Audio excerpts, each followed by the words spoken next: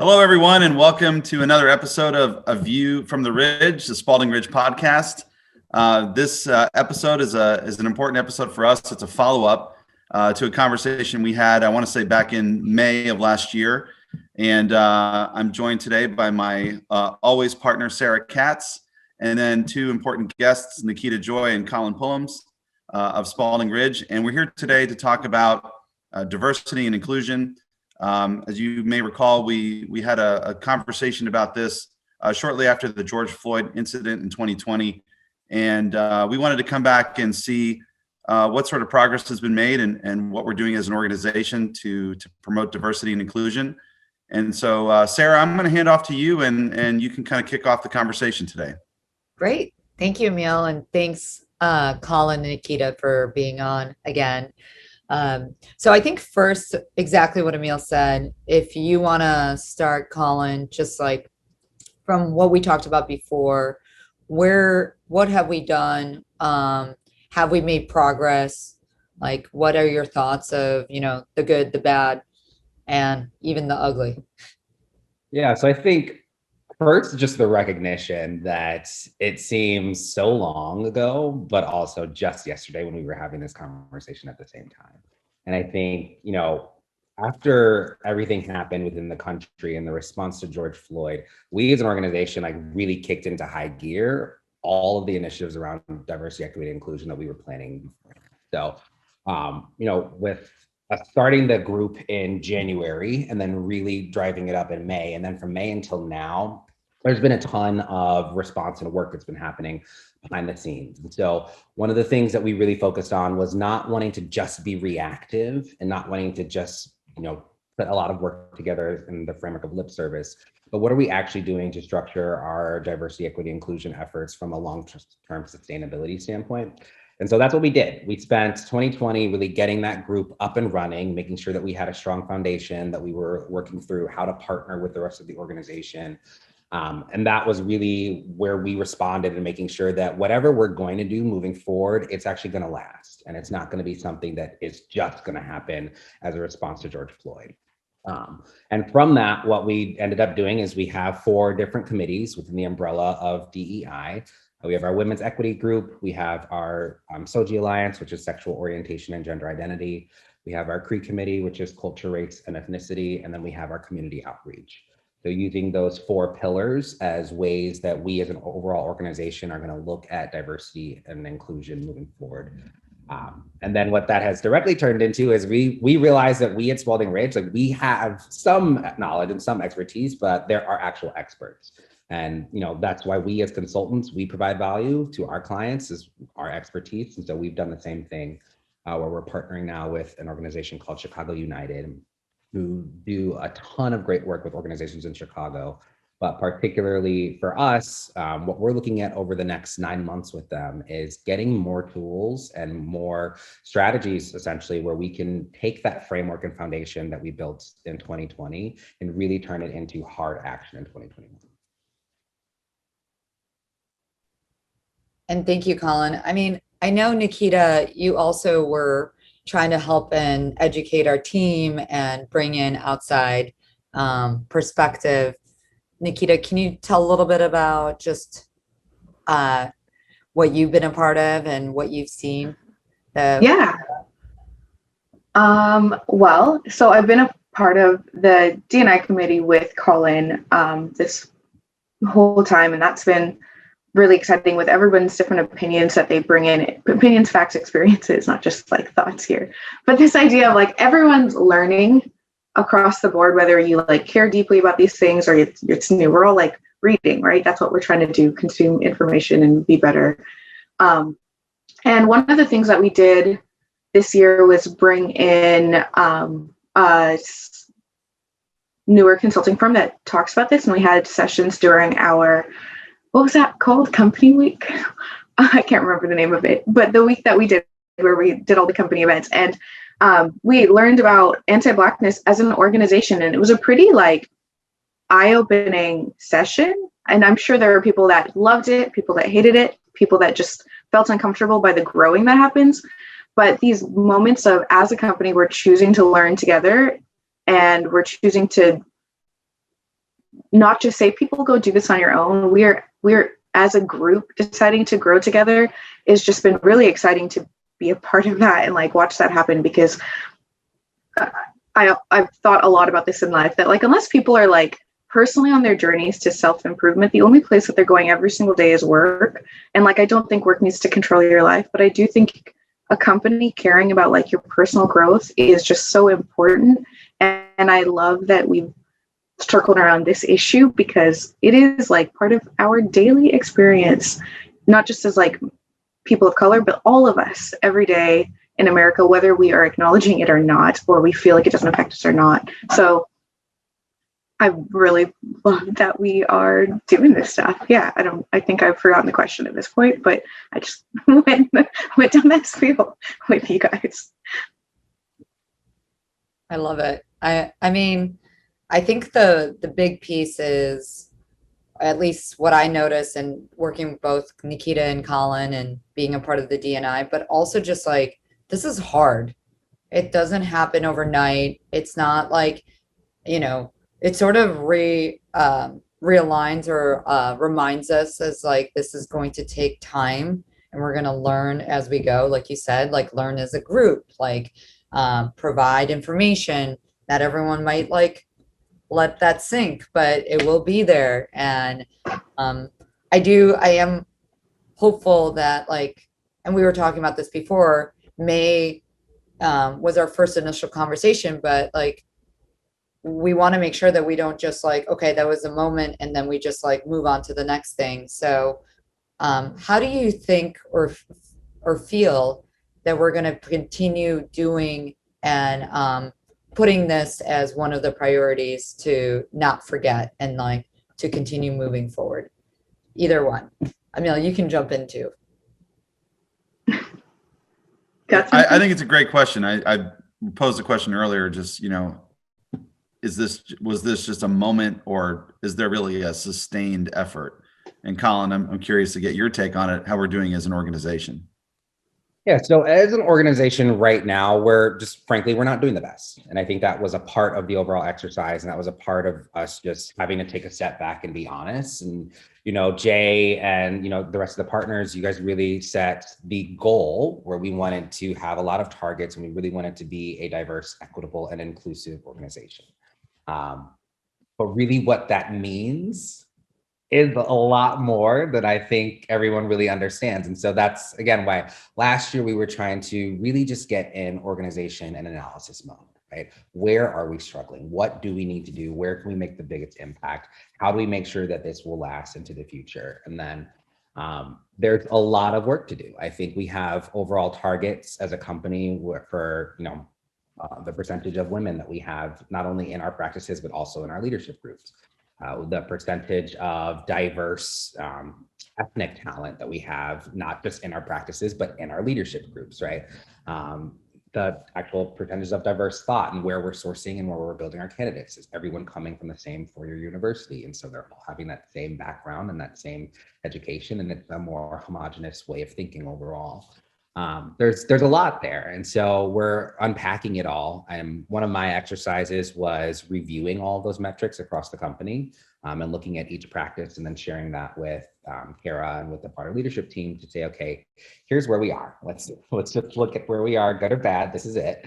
And in order to get where we want to be, there's going to have to be some steps that may seem uncomfortable, but when we talked about it last time, at the end of the day, this is an uncomfortable topic for a lot of people because you're ultimately dealing with breaking the mold of a history of power transfers, right? And how certain groups have been empowered to do a lot of things. And when you're looking at it, even from the professional standpoint, there's some changes that not everyone will really understand, but if we as a company are committed to it and we're committed to making sure that the employees understand, okay, why this is important and why we're doing it, it'll get us there. But I really see, just like any other corporate initiative, this is the starting point.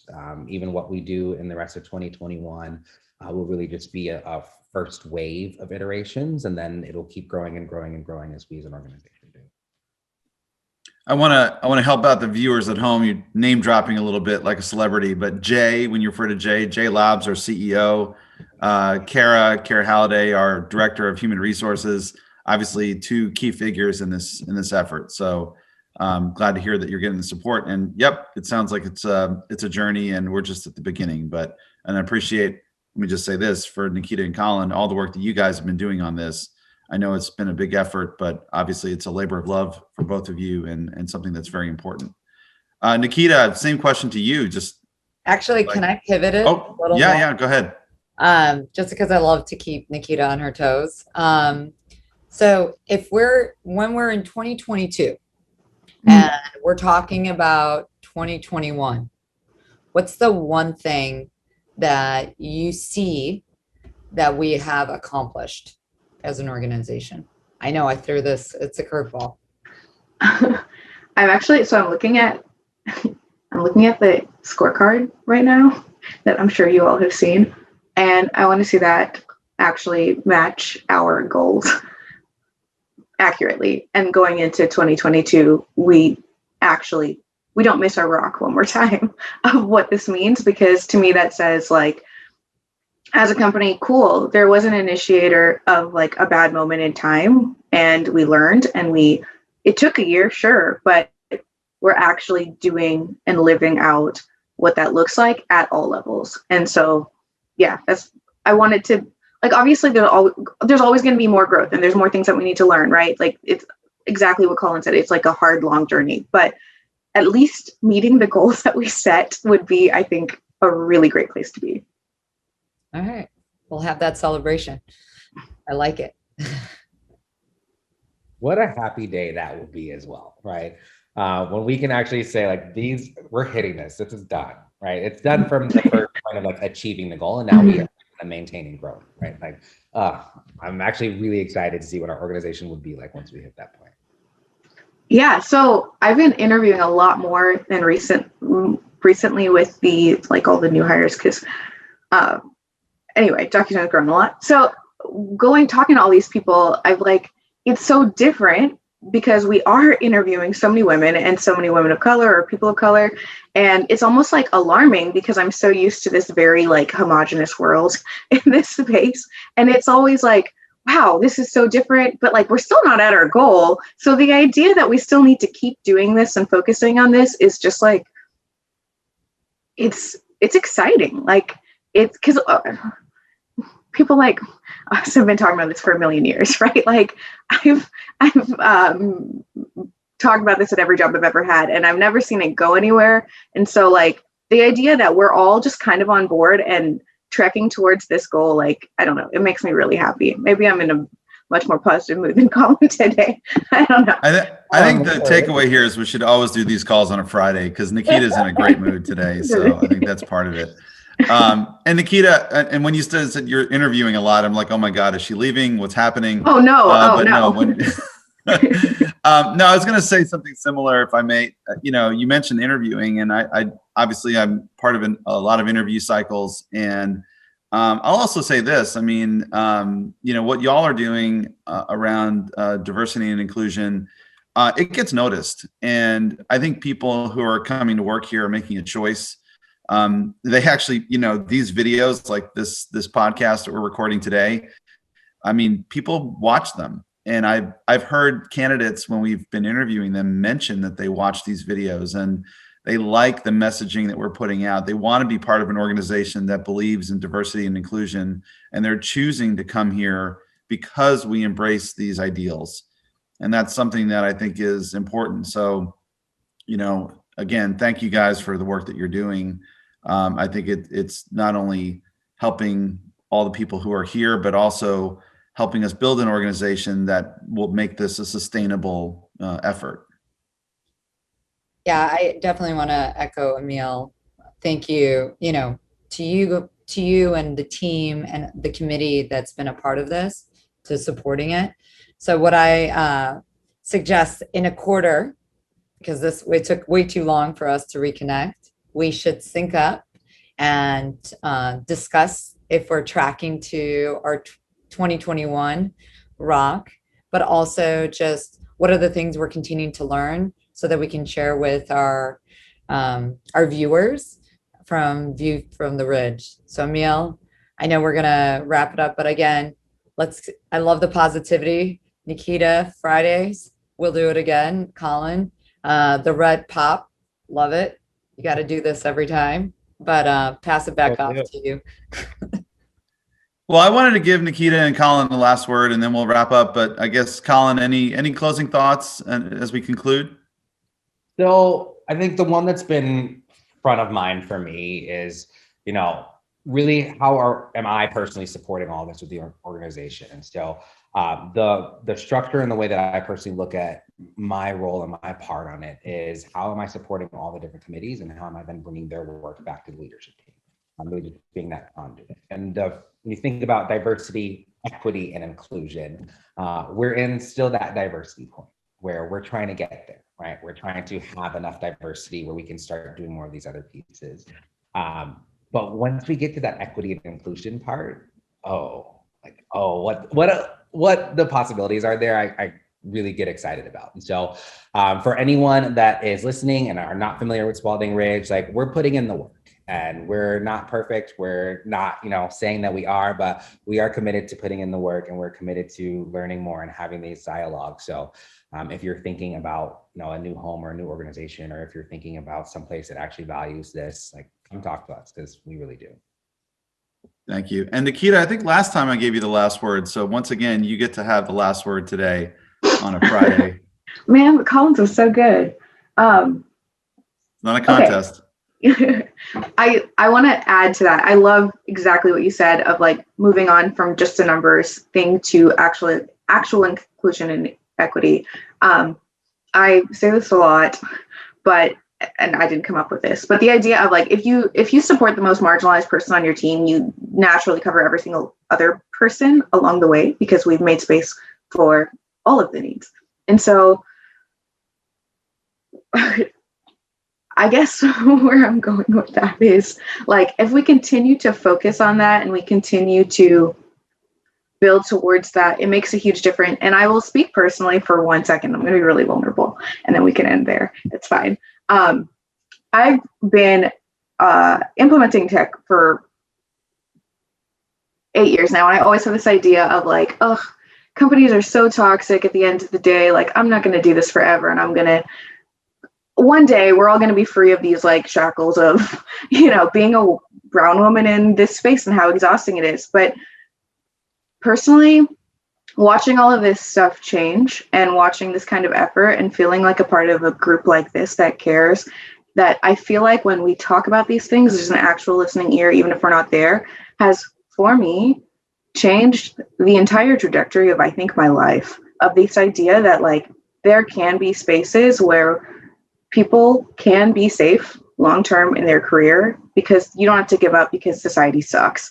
And I think if Spaulding Ridge can continue to work towards that, and I'm not even the most marginalized person around, right? If we continue to make spaces where people can feel like they have a future there, I think we're on the right track. And so even if it's not perfect and we have so much more work to do, these little things give me a lot of hope for, all of us. Well, Nikita, that is your mic drop moment. And thank you again for your thoughts. And thank you for all the work that you're doing, Nikita, Colin, and also Sarah, for all the work you're doing on Women Elevated and Women in Leadership. So I'm going to leave it there, guys. Again, to Sarah's point, let's do this again. We'll get an update in a few months and see how we're doing. And in the meantime, thank you for joining another exciting, fun-filled episode of A View from the Ridge. Have a great day.